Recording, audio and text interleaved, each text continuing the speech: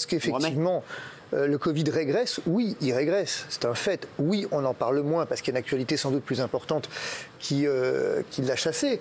Mais ça, c'est le propre de l'actualité. C'est pas les médias qui font l'épidémie. Sans doute qu'effectivement, il y a un phénomène d'amplification. Ouais. C'est vrai qu'effectivement, sans doute que... Oui, il y a un phénomène d'amplification. Mais après, il y a une réalité. Il y a une réalité qui est celle des chiffres, il y a une réalité qui est celle des contaminations, il y a une réalité...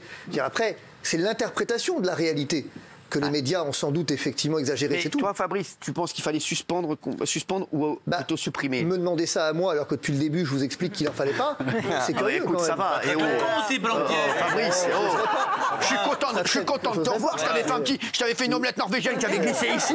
C'est comme ça que tu me reçois. Non, mais ce qui m'interpelle, si vous voulez, soyons, si on réfléchit 10 secondes. Vous dites, docteur Megarman, que effectivement c'est un outil pour lutter contre l'épidémie. Vous pourriez essayer d'expliquer ça? Oui, tout à fait, parce que pourquoi? L'épidémie, très probablement, risquerait de revenir en automne. En automne? De fait. On a les dates? Elle a réservé de quand à quand? Le virus ne m'a pas transmis la date de retour. Aujourd'hui, à Hong Kong et en Nouvelle-Zélande, eh bien, malheureusement, l'épidémie repart. D'ailleurs, ces deux pays ont il y a un pass vaccinal, un reconfinement. Et il y a un pass vaccinal. Alors, quand il prend sa petite tête comme ça de côté, alors, c'est une question. Quand tu fais comme ça, est-ce qu'il y a un pass vaccinal? Il y a un pass vaccinal. Tu te regardes avec là, c'est pas.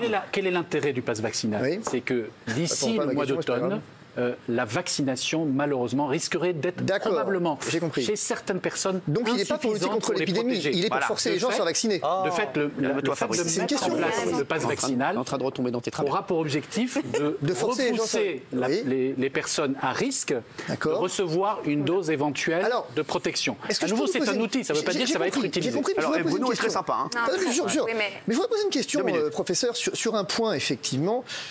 Avant, le pass vaccinal est entré en vigueur, je crois, le 23 janvier, quelque chose comme ça, il me semble. Oui, c'est cela. Est-ce que vous pourriez nous donner les statistiques de non-vaccinés, s'il vous plaît, en réanimation sur la période du 1er au 31 janvier. Les statistiques de non-vaccinés. Non, mais parce que... Il y a toujours ce côté professoral. Non, aucun professeur. Non, surtout pas.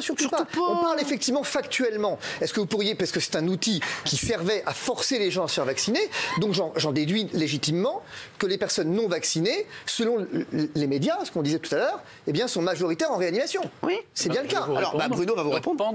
Pendant la 5e vague, eh bien, les personnes non vaccinées, donc depuis janvier, les personnes non vaccinées représentaient les 3/4 des patients. D'accord.